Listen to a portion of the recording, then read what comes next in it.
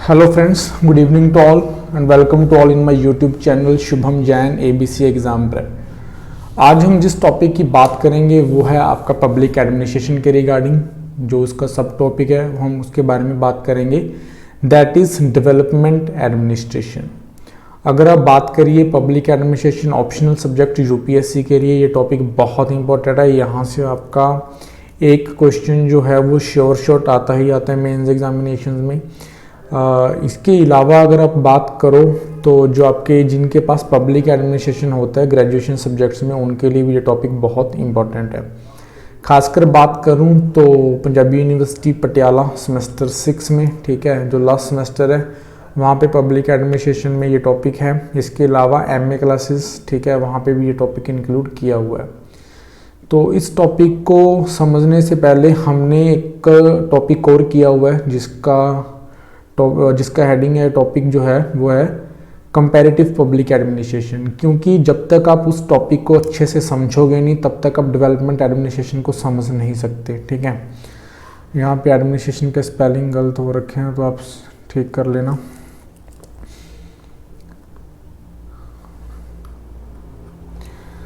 तो comparative public administration, मैंने आपको ये बात की थी कि हम कंपैरेटिव पब्लिक एडमिनिस्ट्रेशन का मतलब कंपैरिजंस। हम कंपैरिजंस क्यों करते हैं डिफरेंट कंट्रीज़ के एडमिनिस्ट्रेशन के बीच में? द रीज़न इज़ दैट कि हम डेवलप करना चाहते हैं। हम दूसरी कंट्रीज़ को देखते हैं कि वो डेवलप हुई हैं, ठीक है, तो हम भी डेवलप होना चाहते हैं। अब आपका एक टॉपिक और भी है जहाँ पे आपको डेवलप्ड एंड डेवलपिंग कंट्रीज़ के बीच का डिफरेंस पता रहना चाहिए क्या है, ठीक है, उसके बारे में हम बात करेंगे। लेकिन कंपैरिजन के बारे में हम जब पढ़ रहे थे कि हम डेवलप होना चाहते हैं, तो कंपैरिजन के कॉन्टेक्स्ट में डेवलपमेंट का जो है हमने समझना है कि डेवलपमेंट का मतलब क्या होता है। तो डेवलपमेंट एडमिनिस्ट्रेशन जो है कंपैरेटिव पब्लिक के एडमिनिस्ट्रेशन के कॉन्टेक्स्ट में इमर्ज हुआ, जिसके बारे में हमने समझना है। तो डेवलपमेंट एडमिनिस्ट्रेशन के बहुत सारे मीनिंग्स निकलते हैं, लेकिन अगर अब बात करें तो ब्रॉड व्यू में जब हम बात करेंगे, यहाँ पे हम एक ब्लैंक स्लाइड ले लेते हैं, ठीक है, उसके बाद हम उसको डिस्कस करते हैं वहाँ पे।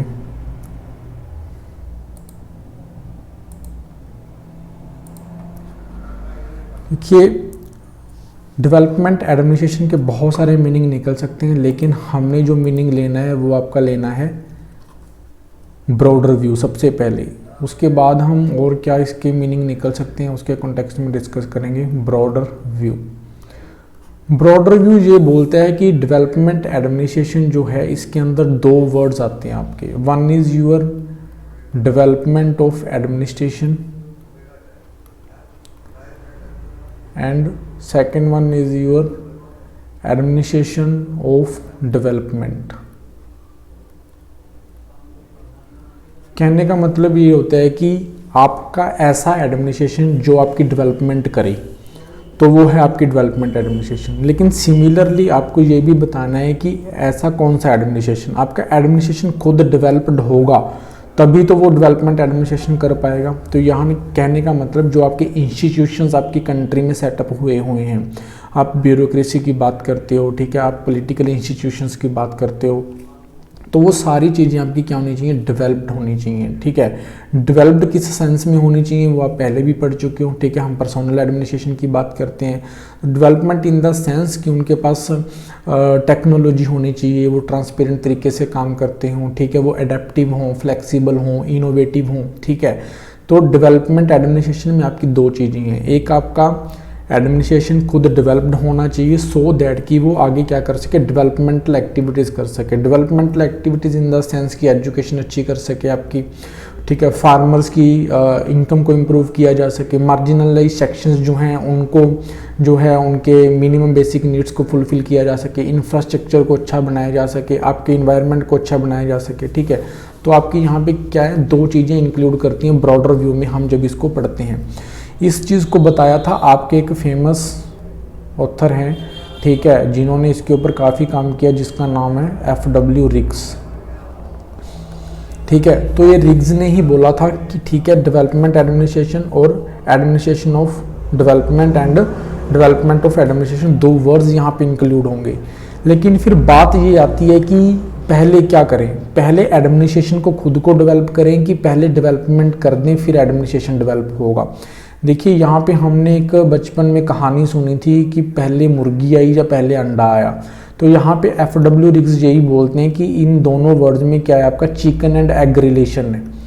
ये क्वेश्चन आपका नेट एग्जामिनेशन में भी पूछा जाता है कि chicken and egg relation development administration में किस ऑथर ने यूज़ किया था। तो वो हैं आपके FW रिग्स, ठीक है। उन्होंने ये बोला था कि ऐसा नहीं है कि पहले आप डेवलपमेंट कर दो फिर आपका एडमिनिस्ट्रेशन डेवलप होगा, या पहले आप डेवलपमेंट एडमिनिस्ट्रेशन को डेवलप कर दो फिर आपकी डेवलपमेंटल एक्टिविटीज़ होंगी। वो ये बोलते थे कि ये दोनों चीज़ें हमें साइमल्टेनियसली करनी पड़ेंगी, हमें ये दोनों चीज़ें साथ साथ करनी पड़ेंगी, ठीक है। तो ब्रॉडर व्यू में आप ये समझ लेना, जब हम डेवलपमेंट एडमिनिस्ट्रेशन की बात करेंगे तो हम दोनों चीज़ें करेंगे, डेवलपमेंट ऑफ दी पीपल, ठीक है, नेशन बिल्डिंग करना, एंड उसके बाद आपके इंस्टीट्यूशंस की डेवलपमेंट भी करना। बाकी यहाँ पे और बहुत वेरियस टाइप के मीनिंग्स यहाँ पे दे रखे हैं। एपिस्टेमोलॉजिकल व्यू का मतलब होता है कि अगर हम बाय वर्ड टू वर्ड देखें तो डेवलपमेंट एडमिनिस्ट्रेशन के अंदर दो चीज़ें हमने इंक्लूड कर रखी हैं, एक आपका डेवलपमेंट, दूसरी आपकी नॉन डेवलपमेंटल एक्टिविटीज़। क्योंकि नॉन डेवलपमेंटल एक्टिविटीज़ बहुत ज़रूरी हैं, तब ही हम जाके क्या कर सकते हैं, डेवलपमेंटल एक्टिविटीज़ कर सकते हैं। फॉर एग्जाम्पल पहले यहाँ पे देख लीजिए एपिस्टेमोलॉजिकल व्यू किन किन ऑथर्स ने दिया था, आपके लिए बहुत इंपॉर्टेंट है। सोशल साइंटिस्ट जो हैं जिन्होंने पब्लिक एडमिनिस्ट्रेशन में काम किया उनके नेम याद रखना। FW रिग्स हैं, वाइडनर हैं, लूसियन पाई हैं, ठीक है। FW रिग्स जो हैं उन्होंने specially chicken and egg relationship दिया था जिसको मैं आपको समझा चुका हूँ। नॉन डेवलपमेंटल एक्टिविटीज़ का मतलब फॉर एग्जांपल आपको लॉ एंड ऑर्डर मेंटेन करना है। देखिए अभी लॉ एंड ऑर्डर कोई डायरेक्टली डेवलपमेंटल वर्क तो है नहीं, लेकिन लॉ एंड ऑर्डर बना के रखना, सिक्योरिटी के ऊपर खर्च करना, ठीक है, टैक्स कलेक्ट करना सो दैट कि उस टैक्स को यूज़ करके आपकी क्या कर सके, हम डेवलपमेंटल एक्टिविटीज़ कर सकें, एजुकेशन, हेल्थ, एनवायरनमेंट, बाकी जितनी फैसिलिटीज़ हैं उनको हम प्रोवाइड करवा सकें। तो जो ये सिस्टम होता है लॉ एंड ऑर्डर, ये आपकी नॉन डेवलपमेंटल एक्टिविटी है, लेकिन एजुकेशन आपकी एक डेवलपमेंटल एक्टिविटी है। तो क्या ये पॉसिबल हो सकता है कि हम लॉ एंड ऑर्डर को मेंटेन कर लें बिना लोगों को एजुकेशन दिए, बिना उनको लॉज समझाए हुए, ठीक है, नहीं पॉसिबल। लॉ एंड ऑर्डर तभी आपका डेवलप होगा जब आपके लोग पढ़े लिखे होंगे थोड़े बहुत, ठीक है, उनको नॉलेज होगी। सेकेंड थिंग, क्या ये पॉसिबल है कि आपका लॉ एंड ऑर्डर होना और एजुकेशन आपकी प्रोवाइड की जा सके। मान लो वॉर हो रहा है, लड़ाई झगड़े हो रहे हैं, वहाँ पे आप एजुकेशन कैसे अचीव कर सकते हो। तो कहने का मतलब क्या होता है कि दोनों चीज़ें आपकी साथ चलेंगी, education and law and order, दोनों चीज़ों को हमने साथ साथ करना है। तो क्या है आपकी इसमें developmental and non developmental activities दोनों को आप क्या करोगे, साथ साथ में इम्प्रूव करोगे, ठीक है। फिर आता है आपका कंसेप्चुअल पर्सपेक्टिव। कंसेप्चुअल पर्सपेक्टिव का मतलब यह है कि अपने अपनी माइंड की कंडीशन होती है। कुछ लोग डेवलपमेंटल का मतलब कुछ और निकालते हैं, कुछ लोग डेवलपमेंटल का मतलब कुछ और निकालते हैं। फॉर एग्जांपल अगर मैं बेसिक बात करूं कि एक बंदा गरीब है, ठीक है, उसके घर में अगर मान लो अच्छे से मान लो इनकम नहीं है, तो पहले वो रोटी पानी के लिए सोचेगा एटलीस्ट, ठीक है, घर छत हो, उसके बाद वो सोचता है कि बड़ी गाड़ी, बड़ा बंगलो, ठीक है, छोटी छोटी ज़रूरतें पहले पूरी करता है वो, ठीक है। तो इस कॉन्टेक्स्ट में हम नहीं बोल रहे, हम बोल रहे हैं अभी डेवलप्ड और डेवलपिंग कंट्रीज़ के कॉन्टेक्स्ट में। देखिए डेवलपिंग कंट्रीज़ जो होती हैं वो आपकी जब 1947 हम आज़ाद हुए थे, ठीक है, लेकिन वर्ल्ड वार 2 की बात करता हूँ मैं, 1945 की बात कर रहा हूँ, तो यहाँ पे बहुत सारी कंट्रीज जो हैं वो आपकी क्या हुई थी, इंडिपेंडेंट हुई थी, ठीक है। जो आपकी कैपिटल कंट्रीज थी, ठीक है, जिन्होंने इंपीरियलिज्म कर रखा था, ठीक है, उन्होंने बहुत सारी कंट्रीज़ को, कॉलोनीज़ को अपना डीकॉलोनाइज़ किया और छोड़ दिया। लेकिन उस टाइम पे कंट्रीज़ की कंडीशन बहुत ख़राब थी, ठीक है। इलिटरेसी की बात कर लीजिए आप, फूड सिक्योरिटी भी नहीं थी, तो काफ़ी सारी प्रॉब्लम्स उन कंट्रीज़ को थी, ठीक है। तो वो कंट्रीज़ क्या करना चाहती थी, डेवलप करना चाहती थी। क्योंकि जो अगर हम डेवलप्ड कंट्रीज़ की बात करें, वेस्टर्न कंट्रीज़ की बात करें, यूनाइटेड स्टेट्स ऑफ अमेरिका की बात करें, रशिया की बात करें, यूनाइटेड किंगडम की बात करें, जो ये कंट्रीज़ थी उनके अंदर अच्छी कंडीशंस थी, ठीक है। एक बेसिक जो उनकी इनकम होनी चाहिए पर कैपिटा वो थी लोगों के पास, ठीक है, एजुकेटेड थे थोड़ा बहुत, ठीक है। तो ये सारी चीज़ें थी। तो डेवलपिंग कंट्रीज़ के लिए डेवलपमेंट का मतलब उस टाइम पे कुछ और था। उनका मतलब था कि हम पहले अपने कंट्री की नेशनल इनकम को बढ़ाएं, फूड सिक्योरिटी को इंश्योर करें, ठीक है। लेकिन जो दूसरी डेवलप्ड कंट्रीज़ थी उनके लिए ये कंसेप्ट नहीं था, ठीक है। तो डेवलप्ड कंट्रीज़ ने डेवलपिंग कंट्रीज़ के कॉन्टेक्स्ट में ही डेवलपमेंट एडमिनिस्ट्रेशन का कॉन्सेप्ट दिया। वो चाहती थी कि जो ये कंट्रीज़ हैं थोड़ा बहुत तो डेवलप करें। उसका रीज़न ये था कि उन जो कैपिटल कंट्रीज़ हैं उनके द्वारा वहाँ पे की हुई प्रोडक्शन की चीज़ें, उनकी डिमांड दूसरी कंट्रीज़ में तभी होगी जब वहाँ पे लोगों के पास मिनिमम नंबर ऑफ क्या होगा, कुछ पैसा होगा, ठीक है, उनकी थोड़ी बहुत सोशो इकोनॉमिक कंडीशन सही होंगी, ठीक है। तो उन कंट्रीज़ ने डेवलपिंग कंट्रीज़ के कॉन्टेक्स्ट में ये कंसेप्ट दिया था। और फिर ये वर्ल्ड वार 2 के बाद ही एमर्ज क्यों हुआ, इसकी ज़रूरत क्यों पड़ी, उसके बारे में भी हम बात करेंगे। अभी हम डेवलपमेंट एडमिनिस्ट्रेशन का मतलब समझ रहे हैं। फिर हम बात करते हैं comparative politics and administrative groups. एक ग्रुप था आपका कंपैरेटिव पॉलिटिक्स ग्रुप, एक था आपका कंपैरेटिव एडमिनिस्ट्रेटिव ग्रुप। दोनों के कंटेक्स्ट में डेवलपमेंट एडमिनिस्ट्रेशन का मतलब क्या था, स्टेबिलिटी को लेके। जो हम क्या कर रहे थे, मैंने आपको पहले ही बताया कि डेवलपमेंट एडमिनिस्ट्रेशन में 2 टर्म्स पढ़ेंगे, एक तो आपका डेवलपमेंट होना लोगों की, दूसरा आपका एडमिनिस्ट्रेशन की, इंस्टीट्यूशंस की। तो हम ये बोलते थे कि ये इंस्टीट्यूशंस की बात करते थे, ये बात करते थे कि जब तक आपकी कंट्री में पॉलिटिकल स्टेबिलिटी नहीं होगी तब तक वो डेवलप नहीं कर सकती। जबकि जब तक आपके कंट्री में अच्छे इंस्टीट्यूशंस नहीं बनेंगे, ब्यूरोक्रेसी ऐसी नहीं बनेगी, ठीक है, लॉज नहीं बनेंगे, सिस्टम नहीं बनेगा, तब तक आप डेवलप नहीं कर सकते। तो ये क्या करते थे, इंस्टीट्यूशंस के ऊपर जोर देते थे, ठीक है। उसके बाद हम बात करते हैं नैरो व्यू। नैरो व्यू में बात करते हैं जस्ट क्वांटिटेटिव ग्रोथ, जिसको हम बोलते हैं जीडीपी, ग्रोस डोमेस्टिक प्रोडक्ट। यहाँ पे क्वालिटेटिव बात नहीं होती, ठीक है। इस व्यू को किसने दिया था, मॉन्टगोमरी ने। कहने का मतलब आज भी हम जब बात करते हैं कि इंडिया जो वर्ल्ड का लार्जेस्ट 5th का इकॉनमी बन चुका है, तो हम बात करते हैं कि इंडिया की जीडीपी है। लेकिन जब हम बात करते हैं कि ऑक्सफैम जैसी जो बॉडीज़ हैं वो अपनी रिपोर्ट देती हैं, तो वहाँ पे आता है कि इंडिया का 60% ऑफ वेल्थ जो है 1% लोगों के पास है। तो ये किस तरह की डेवलपमेंट है, ठीक है। मतलब लोगों तक तो वो पैसा पहुँचा नहीं है, सिर्फ 5-10 लोग ही अमीर होते जा रहे हैं, बाकी गरीब होते जा रहे हैं। तो क्वांटिटेटिव ग्रोथ जो होता था नैरो व्यू है, लेकिन क्वालिटेटिव ग्रोथ में हम जब बात करते हैं तो वहाँ पे यही बात आती है कि quality, that means socio economic conditions of the people कितनी इंप्रूव हुई हैं, वो ज़्यादा बेटर डिपेंड करता है, ठीक है, डेवलपमेंट एडमिनिस्ट्रेशन के कॉन्टेक्स्ट में।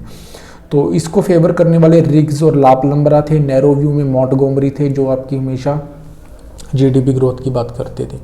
उसके बाद आता है आपका एक ऑर्गेनाइजेशनल व्यू। ऑर्गेनाइजेशनल व्यू में ये बात आती है कि सेम इंस्टीट्यूशंस वाली बात आती है। उसमें ये आता है कि मॉडर्न ब्यूरोक्रेसी, आप अपने ब्यूरोक्रेसी को मॉडर्न तरीके से अलाइन कीजिए, ठीक है, सिस्टम बनाइए। जैसे हम बात करते हैं आईएएस पीसीएस ऑफिसर्स हैं, ठीक है, इनको आप अच्छे से मॉडर्नाइज़ कीजिए, टेक्नोलॉजी वगैरह का यूज़ कीजिए।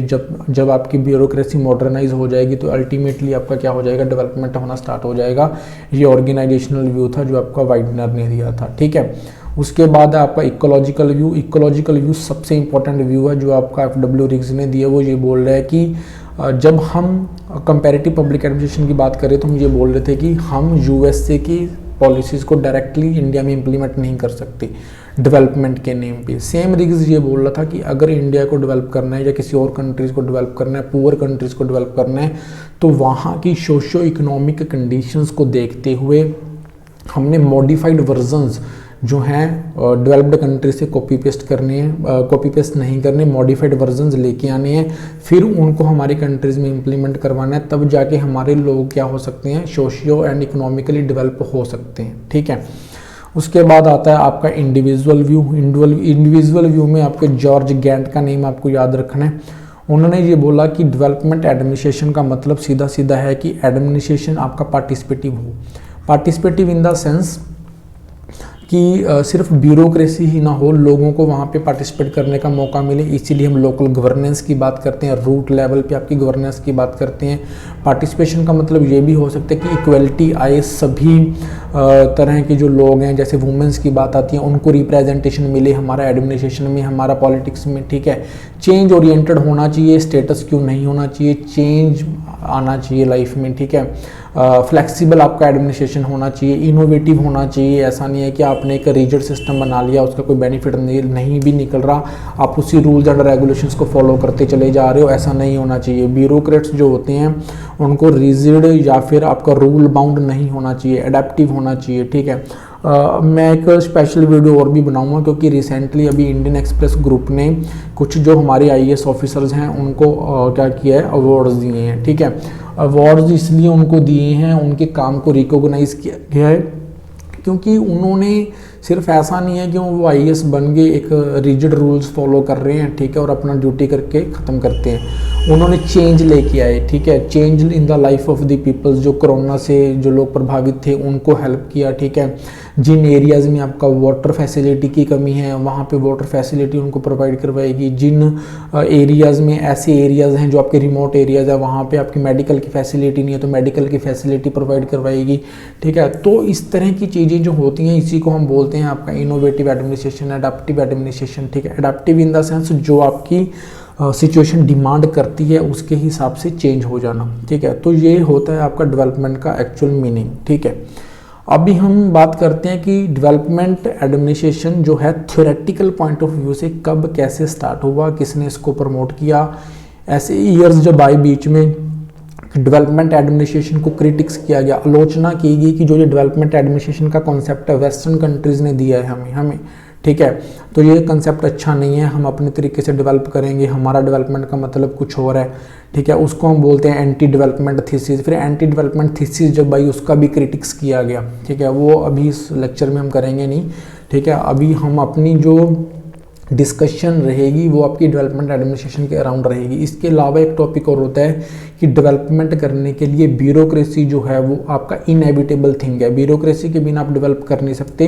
तो ब्यूरोक्रेसी डेवलपमेंट के लिए क्या कर सकती है और जो उसके अंदर प्रॉब्लम्स हैं, खामियां हैं, हम उसको दूर कर सकते हैं, लेकिन पूरा का पूरा ब्यूरोक्रेसी सिस्टम जो है उसको हटा नहीं सकते, ठीक है। वो किसी और लेक्चर में देखेंगे। तो डेवलपमेंट एडमिनिस्ट्रेशन का चेंजिंग प्रोफाइल देखने से पहले मैं आपको यहाँ पे दोबारा बात करना चाहता हूँ एक स्लाइड में। तो वहाँ पे हम ये बात करते हैं कि डेवलपमेंट एडमिनिस्ट्रेशन के बारे में हम जब बात करेंगे तो हम स्टार्ट ये करेंगे कि देखिए इसका जो कंसेप्ट है वो अमेरिका के 33rd प्रेसिडेंट थे यूएसए के, जिनका नाम था हैरी एस ट्रूमन। इस पर्सन के बारे में अगर हम बात करें, पीपीएससी का कोऑपरेटिव सोसाइटी का इंस्पेक्टर हुआ था रिसेंटली पंजाब में, तो वहाँ पे भी इनके रिगार्डिंग पूछा गया था कि मार्शल प्लान किसने लॉन्च किया था। हम इसके बारे में one by one detail discuss करते हैं। देखिए 1940s की 50s की जब हम बात करते हैं, जब हमारा क्या चल रहा था वर्ल्ड वॉर 2, तो उस टाइम पे क्या था कि यूरोप की कंडीशन जो है बहुत ख़राब हो चुकी थी, क्योंकि बहुत सारा पैसा जो है यूरोप का वॉर को लड़ने में जा रहा था। तो कंडीशन ऑलरेडी ख़राब हो चुकी थी। तो यहाँ पे जो हैरी ट्रूमन है उन्होंने क्या किया कि socio and economic development continues रहे, उसके लिए क्या किया, एक 21 पॉइंट प्रोग्राम लॉन्च किया था, ठीक है। क्योंकि उस टाइम पे ये बात था कि स्टेट का इंटरफेरेंस करना बहुत ज़रूरी है। वो कंट्रीज़ लिबरलाइज्ड कंट्रीज़ थी, ठीक है। वो जब वहाँ पे स्टेट जो है इंटरफेयर नहीं करता था, मार्केट के हिसाब से क्या होता था, लोगों की जो है सोशो इकोनॉमिक डेवलपमेंट होती थी। लेकिन जब प्रॉब्लम इतनी ज़्यादा होगी, क्राइसिस ज़्यादा बढ़े, 1920s में 30s में अमेरिका में भी क्राइसिस थे, तो वहाँ पे क्या किया गया, 21 पॉइंट प्रोग्राम लॉन्च किया गया, जिसके अंडर सरकार ने क्या किया, इंटरफेरेंस करके क्या किया, पैसा जो है मार्केट में इन्फ्यूज़ किया। लेकिन इस 21 पॉइंट प्रोग्राम को ब्रॉड कर दिया गया, क्योंकि 1947-50 में क्या हो गया था, यूरोप की कंडीशन ख़राब हो गई थी। तो इसको फेयर डील का नेम दे के बाद में इसको मार्शल प्लान बोला गया। इस मार्शल प्लान में किया क्या गया, यूरोप की कंट्रीज़ को यूएसए ने बहुत पैसा दिया, सो दैट कि जो वो बैंकरप्ट हो चुके हैं वो अपनी कंडीशंस को सुधारें, ठीक है। तो वहाँ से क्या हो गया था, यूरोप संभल गया था, रिवाइव कर गया था। तो इसलिए जो है मार्शल प्लान जो है वो आपका बहुत इंपॉर्टेंट है। हैरी एस ट्रूमन जो है इन्होंने क्या किया था, इसको मतलब कि लीड किया था, लेकिन इसको बनाने वाले जो पर्सन थे उनका नाम था जॉर्ज मार्शल, उन्हीं के नाम पे ये बना था, ठीक है। और उनको बाद में नोबेल प्राइज़ भी दिया गया था। इस तरह की सिमिलर कोशिश आपकी एशियन कंट्रीज़ या पुअर कंट्रीज़ के लिए भी की गई थी। पुअर कंट्रीज़ की बात करें तो आपका 4 पॉइंट प्रोग्राम लॉन्च किया गया था, जिसको बाद में क्या बोला गया था, बोल्ड,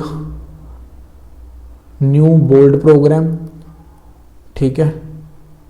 और एशियन कंट्रीज़ के कॉन्टेक्स्ट में कोलंबो प्लान लॉन्च किया गया था, ठीक है।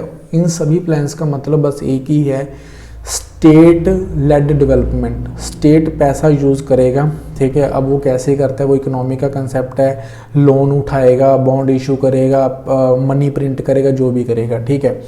तो वो क्या करेगा, स्टेट लेड डेवलपमेंट है, वो लिबरलाइज्ड कंट्रीज थे, नहीं करते थे कभी ऐसा, तो उन्होंने क्या किया, स्टेट को अब इंटरफेरेंस करनी पड़ी, स्टार्ट हुआ, तो उन्होंने ये चीज़ें एशियन कंट्रीज़ को पैसा देना स्टार्ट किया। उनका पर्पज़ मैंने आपको पहले बता दिया है, क्योंकि वो कैपिटलाइज्ड कंट्रीज़ हैं, तो उनके बनाए हुए सामान की जो डिमांड होएगी वो डेवलपिंग कंट्रीज़ में तभी होएगी जब वहाँ के लोगों की कंडीशन थोड़ी बहुत सुधरेंगी, ठीक है।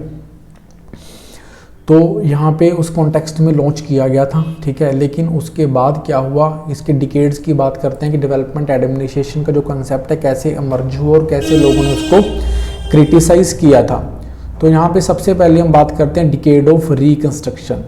1960s में जो है डिकेड ऑफ रिकंस्ट्रक्शन की बात आती है, तो वहाँ पे वेस्टर्न कंट्रीज़ ने जो नए नए कंट्रीज़ इंडिपेंडेंट हुए थे, जब उनको पैसा देना स्टार्ट किया तो उनको ये बोला कि आपकी नज़रों में डेवलपमेंट का मतलब सिर्फ ये होना चाहिए कि आप वेस्ट कंट्रीज़ को देखो और उनके जैसे बनने की कोशिश करो। कहने का मतलब क्या है कि rest of the world should move to the state of the west. जो कंडीशन वेस्टर्न कंट्रीज़ की है, पूरे वर्ल्ड को उसी कंडीशन में आना चाहिए, उस तरह की डेवलपमेंट होनी चाहिए। जो सिस्टम हम फॉलो करते हैं, जो एडमिनिस्ट्रेटिव सिस्टम्स हम फॉलो करते हैं, मान लो ब्यूरोक्रेसी की बात आती है, आप नेशनल इनकम बढ़ाने की कोशिश करिए, आप अपनी इकोनॉमीज़ को ओपन करिए, लिबरलाइज हो जाइए आप, ठीक है। तो इस तरह का कॉन्सेप्ट जो है वो डेवलप्ड कंट्रीज़ ने डेवलपिंग कंट्रीज़ को देना स्टार्ट किया था। इसीलिए हम बोलते हैं डेवलपमेंट एडमिनिस्ट्रेशन जो है वो डेवलपिंग कंट्रीज़ के ऊपर एक थोपा हुआ कंसेप्ट है जो डेवलप्ड कंट्रीज़ ने दिया था 1960s में, ये इसकी शुरुआत थी। यहाँ पे मैंने लिख भी रखा है, उसका मतलब क्या है, ब्यूरोक्रेटिक अप्रोच, कि ब्यूरोक्रेसी ही आपकी डेवलपमेंट कर सकती है।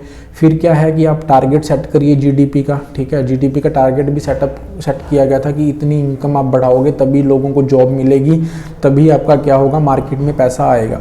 तो ये चीज़ें फुलफ़िल नहीं हो पाई थी, ठीक है, क्योंकि वहाँ पे कोशिश ज़रूर की गई थी लेकिन ये चीज़ें फुलफ़िल हो नहीं पाई। पॉपुलेशन ग्रोथ बहुत ज़्यादा हो गया था, इसलिए जो है पर कैपिटा इनकम लोगों का बढ़ा नहीं था। उसके बाद 1970s में जो आपकी इंटरनेशनल बॉडीज़ हैं, जब हम IMF की बात करते हैं, वर्ल्ड बैंक की बात करते हैं, तो उन्होंने ये बोला कि जो ये डेवलपमेंट हम चाहते थे डेवलपिंग कंट्रीज़ में हो, वो इसलिए नहीं हो पाई क्योंकि वहाँ पे क्या था, इम्प्लीमेंट नहीं की गई चीज़ें अच्छे से, ठीक है। उसमें क्या हो गया था, यहाँ पे भी हम बात करेंगे प्रॉब्लम ऑफ इम्प्लीमेंटेशन। लेकिन उसके पहले की कंडीशन ये है कि जो ये डेवलपिंग कंट्रीज़ हैं वो ये बोलते थे कि ये एक मास्टर पपेट थ्योरी है, या थ्योरी ऑफ डिपेंडेंसी जिसको हम बोलते हैं, कि हम डेवलप्ड कंट्रीज़ जो हैं हमारे ऊपर थोपना चाहते हैं, वो एक तरह का न्यू इम्पीरियलिज्म करना चाहते हैं, ठीक है। तो यहाँ पे एक प्रॉब्लम और भी आई थी 1973 में, आपका ऑयल क्राइसिस हो गया था। इसको यॉम किपुर वॉर के नाम से भी बोलते हैं, क्योंकि वहाँ पे अमेरिका ने इजराइल को सपोर्ट किया था, ठीक है। तो जिसके लिए अरब कंट्रीज़ उसके अगेंस्ट हो गई थी, ठीक है। और अरब कंट्रीज़ ने अपने ऑयल के प्राइसेस हाइक कर दिए थे, प्राइस हाइक हुआ, महंगाई ज़्यादा बढ़ी, लोगों का सोशो इकोनॉमिक डेवलपमेंट नहीं हो पाया। डिकेड ऑफ क्राइसिस स्टार्ट होता है आपका 1980s में। यहाँ पे आपकी प्रॉब्लम्स ऑफ इम्प्लीमेंटेशन की बात की जाती है कि डेवलपिंग कंट्रीज़ में हम पैसा तो इन्फ्यूज़ कर रहे हैं, डेवलप्ड कंट्रीज़ बोल रही हैं या इंटरनेशनल बॉडीज़ बोल रही हैं, लेकिन वो ये बोल रहे थे कि उनका काम करने का तरीका अच्छा नहीं है, करप्शन बहुत ज़्यादा है, ठीक है, टेक्निकली वो स्ट्रॉन्ग है नहीं, काम करना उन्हें पसंद नहीं है। तो इस तरह की चीज़ें बोल के ये बोला गया कि आपका इम्प्लीमेंटेशन का तरीका अच्छा नहीं है। तो इसको फिर डेवलपिंग कंट्रीज़ ने मान लिया कि चलो हाँ, हो सकता है हमारा तरीका अच्छा नहीं है, तो हम उनको क्या करते हैं, कॉपी कर लेते हैं। तो यहाँ पे क्या किया गया, एक इंटरनेशनल स्ट्रेटेजी दी गई कि डेवलपिंग कंट्रीज़ को अगर डेवलप्ड होना है तो यही चीज़ करनी पड़ेगी। तो यहाँ पे इमर्ज होता है आपका डिकेड ऑफ गुड गवर्नेंस। यहाँ पे गुड गवर्नेंस बोला गया कि गुड गवर्नेंस डेवलपिंग कंट्रीज़ में होने का मतलब क्या है, rolling back of the state हर जगह पे इंटरफेयर ना करे, लाइसेंस राज को ख़त्म कर दिया जाए, प्राइवेटाइजेशन को बढ़ावा दिया जाए, ठीक है। मैनेजरियल अप्रोच की बात की गई कि गवर्नमेंट जो है वो एज अ गवर्नमेंट वर्क ना करे, उनको मैनेजरियल स्किल की बात करनी चाहिए। जैसे प्राइवेट लोग क्या करते हैं, मैनेजमेंट करते हैं। यहाँ पे मैनेजमेंट के कॉन्टेक्स्ट में हमने आपका फर्स्ट ईयर में पढ़ा था कि यहाँ पे बात वो की जाती है यूजर चार्जेस लगाओ आप। ऐसा नहीं है कि गवर्नमेंट फ्री में चीज़ें बांट रही है, उसके पास रेवेन्यू की कमी है। हर एक चीज़ को इस तरह से करना है कि आपका इनपुट कम हो, आउटपुट ज़्यादा हो, ठीक है। Airplane approach to helicopter approach, छोटे छोटे चीज़ों में आप अपने टारगेट्स को बांटिए, ठीक है। कॉम्प्रिहेंसिव प्लान्स बना दिए, सेंट्रलाइज प्लानिंग कर दी। प्लानिंग जो हमने वीडियो बनाई थी वहाँ पे भी हम बात कर रहे हैं कि आप सेक्टोरल अप्रोच की बात कीजिए, कॉम्प्रिहेंसिव अप्रोच की बात मत कीजिए, ठीक है। Blueprint to learning approach, blueprint का मतलब होता है ऐसा नहीं है कि कोई चीज़ हमने लिख के दे दी उसको एज इट इज़ फॉलो करना है। आप सीखिए, ग्राउंड लेवल में देखिए क्या प्रॉब्लम्स आ रही हैं, कैसे हम उनको ठीक कर सकते हैं, ठीक है। तो ये वाली चीज़ें आपको अपनानी पड़ेंगी। अल्टीमेटली वो बात करते थे opening of the economy and the decentralised planning. अब हम बात करते हैं कि डेवलपमेंट एडमिनिस्ट्रेशन का ये मतलब तो ठीक है, लेकिन इसका क्रिटिक्स किया गया, आलोचना की गई। उसका रीज़न ये था कि ये एथनोसेंट्रिक एंड यूरोसेंट्रिक है। कहने का मतलब ये है कि ये जो कंसेप्ट दिया यूरोपियन कंट्रीज़ ने दिया, ठीक है, क्योंकि वो क्या था, कैपिटल कंट्रीज़ थे, वो न्यू इंपीरियलिज्म यहाँ पे क्रिएट करना चाहते थे। डेवलपिंग कंट्रीज़ की कंडीशंस अपनी अलग हैं, ठीक है, हम अपने हिसाब से डेवलप करेंगे। क्योंकि डेवलपिंग कंट्रीज़ का जब हमारे कंट्रीज़ के ऊपर ये सिस्टम लागू किया गया तो यहाँ पे बहुत सारे कल्चरल चेंजेस भी आई थी, उसके बारे में हम बात करेंगे जब हम एंटी डेवलपमेंट थीसिस की बात करते हैं। तो इसको रिजेक्ट किया गया, ठीक है, उस हिसाब से ओवर रिलायंट किया गया ब्यूरोक्रेसी के ऊपर। हम बात करते थे डिसेंट्रलाइज प्लानिंग की, यहाँ पे वो बात करते थे कि ब्यूरोक्रेसी सब कुछ कर देगी, ठीक है, मतलब कि करप्शन भी ख़त्म कर देगी, लोगों की इनकम बढ़ाने में भी वो काम करेगी, नेशनल इनकम बढ़ाने में भी काम करेगी, नेशनल सिक्योरिटी के लिए भी सब कुछ ब्यूरोक्रेसी करेगी। लेकिन हम इस चीज़ को मानते नहीं थे, ठीक है। उसके बारे में बात करेंगे कि हमारे कंट्रीज़ में क्या है, डिसेंट्रलाइज की बात आती है, हम जहाँ पे पॉलिटिकल लीडर्स की बात करते हैं, ठीक है। उसके बाद आता है आपका यूनिडायरेक्शनल। यूनिडायरेक्शनल का मतलब क्या है कि डेवलप्ड कंट्रीज़ ये चाहती हैं कि बस वही बेटर है, हमें उनसे सीखना चाहिए। उन्होंने कभी डेवलपिंग कंट्री से सीखा नहीं है। एग्जाम्पल यहाँ पे बात आती है चाइना की। इतना ज़्यादा पॉपुलेशन होने के बाद भी वो एक आपका मतलब कि इतना बड़ा मेजर इकोनॉमी बन के आज के टाइम पे निकल चुका है, ठीक है, जिसकी वजह से आज यूएसए को प्रॉब्लम्स हो रही हैं। उसकी हम कभी बात नहीं करते कि उसने कैसे डेवलप किया, हमें उनसे सीखना चाहिए। ओवर एम्फेसिस किया गया जीडीपी के ऊपर, सिर्फ नेशनल इनकम बढ़ाने की कोशिश की, पर कैपिटा इनकम की बात यहाँ पे की गई। लेकिन जब जो divide between the rich and poors चल रहा है, जिसमें ऑक्सफैम रिपोर्ट हमें बताती है, उसके बारे में हमने कभी बात नहीं की। हैप्पीनेस इंडेक्स की हमने कभी बात नहीं की। ह्यूमन डेवलपमेंट इंडेक्स जो है वो बहुत बाद में आया, उसके बारे में हम ज़्यादा चर्चा करते नहीं है, हम ज़्यादातर जीडीपी की ही चर्चा करते हैं। एंटी डेवलपमेंट थीसिस क्या बोलती है, not consider development as ongoing process. वो बोलते हैं कि डेवलपमेंट एडमिनिस्ट्रेशन ये मानती है कि बस ये चीज़ अचीव कर लो, आप डेवलप्ड हो गए। जबकि डेवलपमेंट जो है आपकी एक ऑनगोइंग प्रोसेस है, इसको आप कभी भी स्टैटिक नहीं मान सकते, आपको हर बार चेंज करना पड़ेगा, अडेप्टिव रहना पड़ेगा। कहने का मतलब ये है कि मान लीजिए यहाँ पे एक इन्वायरमेंट की बात कर लेते हैं, हम डेवलपमेंट के लिए चाहते थे कि इलेक्ट्रिसिटी होनी चाहिए, तभी हम एजुकेशन कर सकते हैं, तभी हम फैक्ट्रीज बना सकते हैं। चलो इलेक्ट्रिसिटी प्रोडक्शन करने के लिए हमने कोल पावर प्लांट्स लगा लिए। कोल पावर प्लांट्स की वजह से प्रॉब्लम क्या हो रही है कि CO2 इंक्रीज हो गया, आपका एनवायरमेंटल प्रॉब्लम हो रही है, ग्लोबल वार्मिंग हो रही है। तो ये डेवलपमेंट नहीं है। यहाँ पे अभी हम सस्टेनेबल डेवलपमेंट की बात करेंगे। डेवलपमेंट खत्म हो चुका है, डेवलपमेंट के बारे में बात मत कीजिए अभी आप। जोशीमठ की बात आती है, रिसेंटली एग्जाम्पल की बात आ रही है, तो क्या है, बड़े बड़े वहाँ पे होटल्स बना दीजिए, वहाँ पे 4 धाम यात्रा प्रोजेक्ट के लिए सड़कों का जाल बिछा दिए।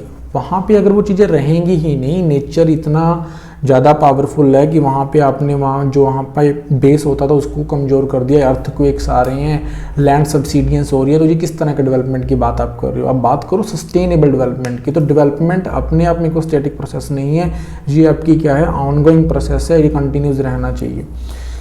तो एंटी डेवलपमेंट थीसिस में ये चीज़ें आती हैं। फंडामेंटलिज्म का मतलब ये होता है कि जो अपने मतलब कि according to the religion, according to the culture change नहीं होना चाहते। यहाँ पे अफगानिस्तान की बात आती है, वो नहीं चाहते कि वुमेन्स को एजुकेशन मिले, ठीक है। वो बोलते हैं कि ये मतलब अगर हम बात करते हैं वुमेन एम्पावरमेंट की बात करते हैं, ये कर दो, वो कर दो, ये सारी चीज़ें हमारे धर्म के खिलाफ हैं। फेमिनिज्म ये बोलता है कि जिस डेवलपमेंट की आप बात करते हो वहाँ पे वुमेन्स को कोई ज़्यादा सपोर्ट किया नहीं गया है। एनवायरमेंटलिज्म की बात मैं यहाँ पे कर चुका हूँ। एनवायरमेंटलिस्ट बोलते हैं कि जो ये अब डेवलपमेंट के नाम पे हल्ला मचा रखा है, इसका एनवायरमेंट के ऊपर रॉन्ग इम्पैक्ट्स पड़ते हैं। ह्यूमन राइट्स के नाम पे भी आपका क्या किया जाता है, आवाज़ें उठाई जाती हैं डेवलपमेंट के केस में, ठीक है। कहने का मतलब ये है कि अच्छी एयर मिले, अच्छा पानी मिले, ये ह्यूमंस का राइट है। तो जहाँ पे अगर आप फैक्ट्री सेटअप कर रहे हो वहाँ पे एयर पोल्यूट हो रही है तो वो बंद हो जानी चाहिए। तो हम क्या चाहते हैं, डेवलपमेंट के नाम पे वहाँ पे फैक्ट्री सेटअप करें कि लोगों के लिए अच्छी एयर और पानी जरूरी है, अगर फैक्ट्री सेटअप होगी तो ख़त्म हो जाएगी, ना करें। क्या करें, मतलब इस चीज़ के ऊपर जो है हम बहुत सारे केसेस न्यूज़ में देखते हैं, इनके ऊपर डिबेट चलती रहती है। तो एंड में हम बात करते हैं कि फिर डेवलपमेंट एडमिनिस्ट्रेशन क्या होना चाहिए इंडिया के कॉन्टेक्स्ट में। हम क्या चाहते हैं, हम ये चाहते हैं कि सर्वोदय डेवलपमेंट का ये कंसेप्ट है, नीड बेस्ड, जितनी ह्यूमन की नीड है उसको देखते हुए साथ साथ में आपको सस्टेनेबल की बात करनी है। इसीलिए हम SDG सस्टेनेबल डेवलपमेंटल गोल्स की बात करते हैं, जो हमने 2030 तक अचीव करने हैं, जो हमारे 17 गोल्स के अंडर टारगेट किए जाते हैं। ये कॉन्सेप्ट आपका OP द्विवेदी एंड हेंडरसन ने दिया था, आपको पता होना चाहिए। इसके अलावा पाइप नेंडिकर एंड क्षीरसागर, उन्होंने ये बोला था कि डेवलपमेंट एडमिनिस्ट्रेशन जो है चेंज ओरिएंटेड होनी चाहिए, सिटीजन का पार्टिसिपेशन बहुत इंपॉर्टेंट है, रिजल्ट ओरिएंटेड चाहिए, ठीक है। ऐसा नहीं है कि आपने प्रोग्राम बना दिया उसके कोई रिजल्ट्स हैं नहीं। उसके बाद हम बात करते हैं FW रिग्स की, उनके लिए उनका बारे में डिस्कस करना बहुत इंपॉर्टेंट है, क्योंकि स्टार्टिंग इन्होंने यहाँ से किया था। वो ये बोलते हैं कि अगर हम यहाँ पे स्लाइड में बात करें कि क्या होना चाहिए, डिफ्रेंशिएशन। पहले तो टेक्निकल एंड नॉन टेक्निकल चीज़ों में डिफ्रेंशिएशन करो आप। अगर कोई चीज़ टेक्निकल लोगों के करने के लायक है, उनके लिए एक्सपर्ट चाहिए, तो हमें वो एक्सपर्ट बिठाने चाहिए। ऐसा नहीं है कि आपने कोई लेमैन पर्सन लगा दिया वही सारे काम कर रहे हैं, नो। जो लोग टेक्निकली काम करेंगे वो अलग से बिठाओ, ठीक है। तो यहाँ पे क्या होना चाहिए, यहाँ पे आपका डिफरेंशिएशन, ठीक है। फिर हमारी बात आती है पार्टिसिपेशन की। पार्टिसिपेशन का मतलब क्या होता है कि यहाँ पे लोग चाहते तो हैं, एक होती है आपकी विलिंगनेस टू पार्टिसिपेट, दूसरी होती है आपकी कैपेबिलिटी टू पार्टिसिपेट। पार्टिसिपेशन करवाइए लोगों का, तो उसके लिए हमें दोनों चीज़ें देखनी पड़ेंगी। एक तो पहले लोग विलिंग हों, उनके अंदर ये इच्छा हो कि हमने पार्टिसिपेट करना है अपनी कंट्री के लिए, एडमिनिस्ट्रेशन में जो भी है। फिर उनको कैपेबल करिए, एजुकेशन दीजिए, राइट्स दीजिए, ठीक है। फिर आती है बात आपकी पेनिट्रेशन की। पेनिट्रेशन का मतलब ये होता है कि आपका जो एडमिनिस्ट्रेशन है, इंस्टीट्यूशंस बनाइए, ग्राउंड लेवल पे वो इंस्टीट्यूशंस बने। ऐसा नहीं है कि उनको एक्सेस करना ही लोगों के लिए चैलेंजिंग हो रखा है। फिर बात आती है आपकी एडमिनिस्ट्रेटिव बिहेवियर की। ऐसा नहीं है कि जो ब्यूरोक्रेट्स हैं वो सिर्फ रूल एंड रेगुलेशन फॉलो करते जा रहे हैं, लोगों की वो सुनते नहीं हैं, ठीक है। अपने आप में वो अथॉरिटेरियन हो चुके हैं, ऑटोक्रेटिक हो चुके हैं, ऐसा नहीं होना चाहिए। तो ये चीज़ें क्या है आपकी पेनिट्रेशन, यहाँ पे पार्टिसिपेशन और पेनिट्रेशन मिल के आपका क्या बनता है, इंटीग्रेशन होता है। डिफरेंशिएशन और इंटीग्रेशन मिलके आपका क्या बनाते हैं, यहाँ पे डाइफ्रैक्शन पैटर्न हो जाता है, ठीक है। तो ये सारी चीज़ें हैं। अगर आपको कुछ प्रॉब्लम्स है तो बाद में मेरे को कमेंट करके बता देना, अगर नहीं समझ आ रहा है तो मैं आपको दोबारा ये चीज़ें समझा दूंगा, ठीक है। तो अल्टीमेटली हम ट्रेडिशनल एडमिनिस्ट्रेशन और डेवलपमेंट एडमिनिस्ट्रेशन में डिफरेंस देखेंगे। ट्रेडिशनल एडमिनिस्ट्रेशन आपका स्टेटस क्यों था, बस 4-5 इंस्टीट्यूशंस बना दिए, रूल्स बना दिए, फॉलो होते रहे, नो। डेवलपमेंट एडमिनिस्ट्रेशन चाहता है चेंज ओरिएंटेशन होता है, हायरार्किकल रिजिड होता था। ट्रेडिशनल एडमिनिस्ट्रेशन ये फ्लेक्सिबल है, डायनामिक्स है, मैं इसको मतलब समझा चुका हूँ। ये अथॉरिटेटिव होता था, ये आपका डेमोक्रेटिक पार्टिसिपेटिव है। इसमें सेंट्रलाइजेशन को जोर दिया जाता था, इसमें आपका डिसेंट्रलाइजेशन को क्या किया जाता है, स्ट्रेस किया जाता है। तो ये था आपका डेवलपमेंट एडमिनिस्ट्रेशन। फिर भी आपको कोई प्रॉब्लम लगती है, अगर आपको ये नोट्स चाहिए तो कमेंट कर देना, ठीक है। मैं आपका इसको PDF या PPT बना के सेंड कर दूंगा। वीडियोज़ आपको अच्छी लग रही हैं तो please like, share and comment कर देना, ठीक है। अगर कोई प्रॉब्लम है तो कमेंट करना, ठीक है। Otherwise thank you for watching the videos.